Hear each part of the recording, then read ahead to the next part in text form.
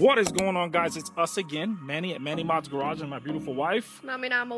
So what you guys seen in the thumbnail is what's happening to this Jeep right now. So as you can tell here, looking at a side comparison or a side view, this is how it is now. So yes, you probably already saw in the other video that we put on some 22 by 14 wides on 305 45 22 tires, street tires. And I don't care what you guys got to say because I love it. It is so freaking cool. However, we thought that we could get away with not lifting up the front, but we are gonna lift up the front. We're gonna do a quick little cheap 2.5 inch leveling kit from Rough Country. And we're gonna give it a shot and see if worst case scenario we don't like it, then we'll probably upgrade to full springs and you know all that fancy jazz. Looks like 37 inches, or well, depends on how you look at it. 36.5 inches. And then the back is 38 inches. Okay, so yeah, 2.5 inches. Cool. So I'm super stoked. It's gonna look pretty cool. It is super aggressive. My God, but do I love it. The concave is just beautiful. Well, we took a long time putting these wheels on. We're gonna take a long time taking them back off. You forgot about, well, at least it's just the front. It's just the front. It's like $100 on Amazon. If you guys are curious about where to get this stuff, just check the description below. It'll take you exactly where I got this stuff, and that'll just help you a lot. So, without further ado, let's get to it. We're about to pull this bad boy in.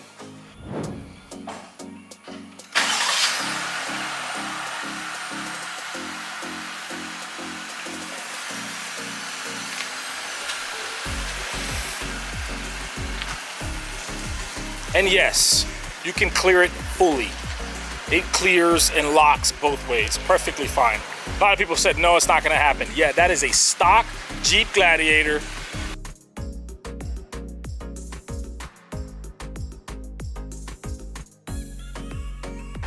Man, I'm in love with this setup. It is so freaking cool. I can't wait to detail the truck, put some tire shine. Yeah, I said it.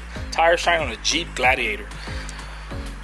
Can't wait to debadge it. We're gonna take the Jeep Gladiator stuff off of it. We're gonna be putting some bronze goldish accents on it to match because I do not like the way this looks. So we're probably gonna make this and this like a bronzish gold, and then we're gonna make these little chromy plastic things bronzish gold. So match the wheels, just to match the wheels, give it those accents. So let's get to it.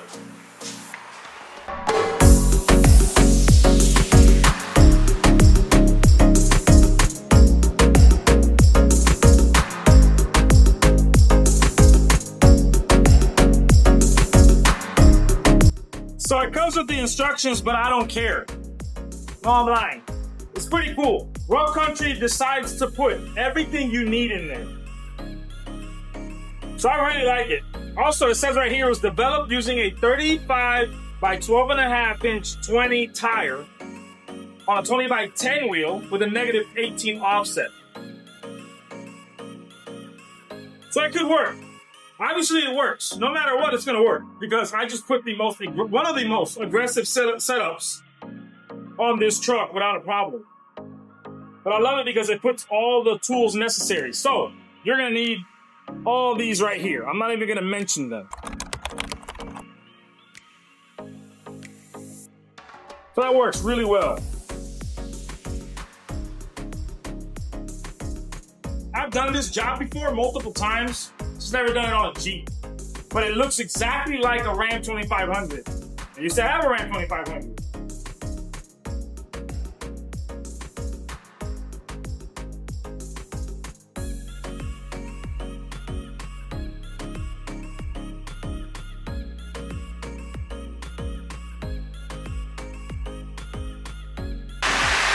Everything's so pretty.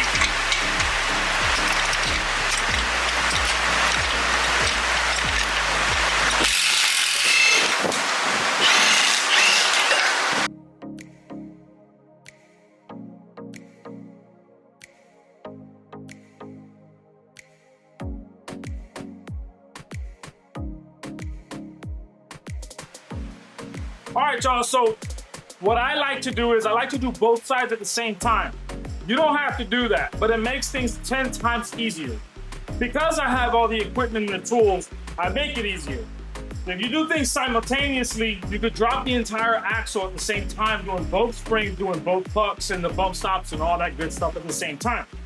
The instructions call for taking down the track bars, a 21 and on both sides. Once you drop that, put the hardware to the side, take both sway bar links out or disconnected. Now it's loose, still tight because it's brand new, but they're off because we're replacing these no matter what with longer ones. And then after that, you want to take the shock off. It works good if you jack it up or lower it because the bolt just slides right out. So basically have somebody jack it up a little bit until the bolt just slides out. These are both 18 millimeters. Same thing with the sway bar link. Those are 18 millimeters as well. Then there's a 15 mil in the back behind the shock that holds the brake line. Want to disconnect it and move it out the way. So that's where I'm at so far. Now I'm about to find out what the next step is. I'm pretty sure it kind of requires to lower it slowly, but we're gonna find out in a second. All right, once you're done with that, what you're gonna wanna do is you're gonna wanna disconnect this breather hose that connects to the differential, and you're gonna wanna unclip all this, and you wanna get a 10 mil and take this bracket off so that you have plenty of space, you know, so you can mess around, do what you gotta do. I did that on both sides. And on that side, you're gonna have to get that connector for the 4x4 actuator, disconnect that. It's tricky. Get a little pick, pop out the white clip, and it'll come off easily. At this point, I am pretty confident that it will fall down. So we're about to do that right now.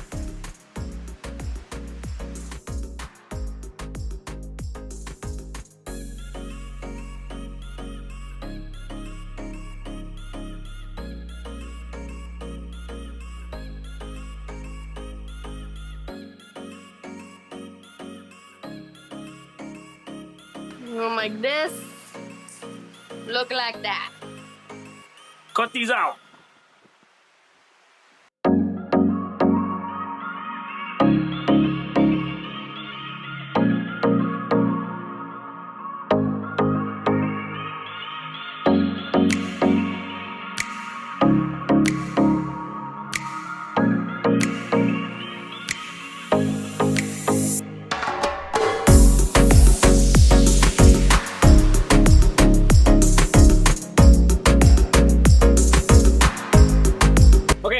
At this point, it's super easy, guys. So what you're gonna do is, like we showed you earlier, you're gonna cut the little tabs off this bushing, the factory one. You're gonna put the spacer on. You're gonna put the spacer on, then you're gonna put the bushing, and then you're gonna put the coil spring. Try to make sure that everything is exactly the way it was before. However, in the instructions, it tells you to put the spring, then put the shock, then put this.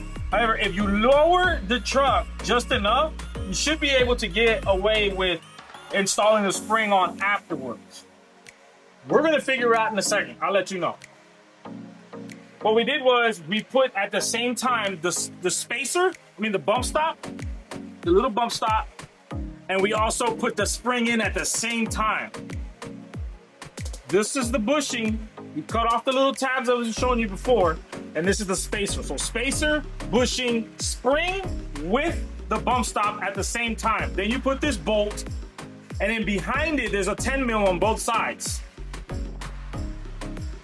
So behind it, there's this little 10 mil, and what this little 10 mil is gonna do is gonna slide this little bracket out, and then you can reach to the nut on the bottom. So you slide down the bolt, you put the nut, you tighten it. You might wanna have two hands. I did it on myself the other side, but it's very tedious. So once that's done, then you read the instructions to figure out what's next. And then I'll tell you what the instructions are. 3 hours later. So we were putting on the last bolt. However, the package came with the wrong nuts for the bolts. So Rough Country screwed up. They put these tiny little ones, and we needed like a 12 millimeter, a 12 by 1.4. Yeah, I think a 12 by 1.4. I don't know, but it was supposed to be a lot bigger, and they gave us 4 small nuts, 4 big ass bolts. The bolts go here. I'll show you. So this is the one that they forgot. So we got the bottom ones to hold the shackle, the extension or whatever, the shock extension, but they forgot to get this exact nut. So I went to Lowe's, I got those, and then I slapped these bad boys on, because the instructions now say basically jack up the suspension, and once the suspension with the axle's up, then you can slide the shock over the extension, put that, fasten everything, tighten everything down. Okay. After that, we had 2 more big bolts. But again, we needed nuts, and that's for the sway bar links, because the sway bar links come with an extended one. So basically just mimic or follow the instructions and make sure that the angle looks the same, all right? So just pay attention to that. In the back of the original one, it is a 21 millimeter, so it goes just like that. But you can see how short it is. So put that back on. This was a pain in the butt. It was a pain in the butt because now we just ordered an adjustable track bar so that it can adjust the axle, because if you look at the axle dead on, this side of the axle is pushing out a couple inches. Since we went up a couple inches, it's gonna push the track bar, the axle is gonna go there a couple inches. So that's gonna correct that. It's gonna get everything back the way it's supposed to be. So that's gonna be great. The alignment's still gonna be fine. It's just probably gonna have the steering wheel a little crooked, but everything else should stay the same. And I don't want the crookedness. We had that with the Ram and it was just stupid. So, that being said, make sure you clip all the clips. Everything goes back the way it's supposed to be. Put that 15 millimeter nut on the bottom. Make sure you do your connector back there, 15 millimeter here, all the little connections, 10 millimeter here. And that's basically it, guys. It is super simple. If you had the proper hardware, it would have been done a long time ago. But it only took us, in reality, maybe an hour. At worst case scenario, an hour. Just a lot of bolts, a lot of different size sockets. But hey, that's what you get when you pay $100 for a cheap rough country lift kit. Shall I say affordable? We're gonna see how it drives. And that's basically it, y'all. So guess what? We're gonna show you how this thing looks when it's completely done. It's nighttime, and we're gonna finalize it tomorrow. So it is literally the next day, guys. Yeah. I'm lying. It's actually like a week later. We haven't had time to actually get back. A whole bunch of stuff's been going on. My dad came down from up north to check on the kids. The kids' birthdays, all 3 happen to have, are all in the same, basically 2 weeks. So we did it. We're gonna get the measuring tape right now. We're gonna check out the height. I am super stoked.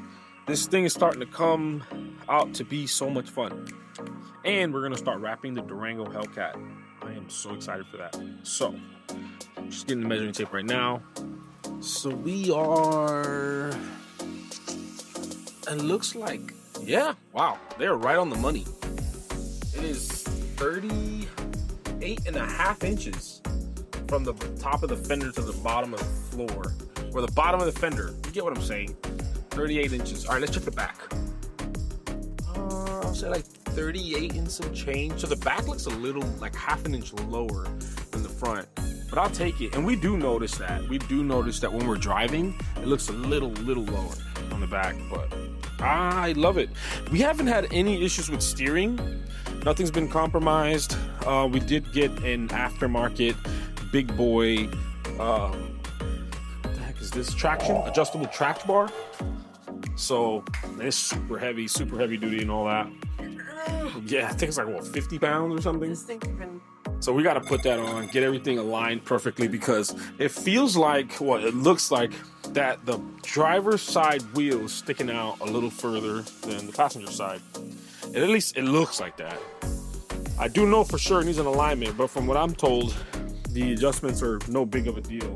As you drive, basically the tires kind of like curve into each other. I wrapped this all the way around, took everything off, the lights and the camera, wrapped it all around, knifeless tape, freehanded, and then we painted this to match the wheels, and we put it on top, and I think this looks so good, guys. Well, what I do plan to do soon is to eventually get an aftermarket set of lights, because I hate how big these lights are. I like the little flush mount ones, and I want to get all this paint matched. I want to get this paint matched, all this paint matched, the front ones paint matched. We're going to wait a little bit on getting aftermarket big off-road bumpers, because I don't have any plans on taking this off-roading. It's too pretty. I want to keep it pretty. And I know that annoys you guys on YouTube, Instagram, and all that. You guys look at the tires and you're like, oh my gosh, street tires, what are you guys doing? The height's great, the drivability, super quiet on the highway. I do love that. The lights are super, I mean, the truck drives super quiet on the highway compared to the factory 31s or whatever they are. This is my twin, my doppelganger. Actually, you guys are looking at me in, what, 60 years from now? Yeah. Pretty much, we're about to, yeah, it's my dad. He's like 60 years older than me or something like that. He looks pretty good for his age, 107. But we're working on it. Right now we got a customer's Ram 5.7. Guys, with that being said, we are going to be ending this video. Thank you so much for supporting us. Thank you so much for watching the videos. Do me a favor, hit that like and subscribe. If you guys like the Jeep content, let us know in the comment section below. Once again, thank you so much for the support. The Jeep community is so welcoming. So cool. And with that being said, Many Mods Garage out.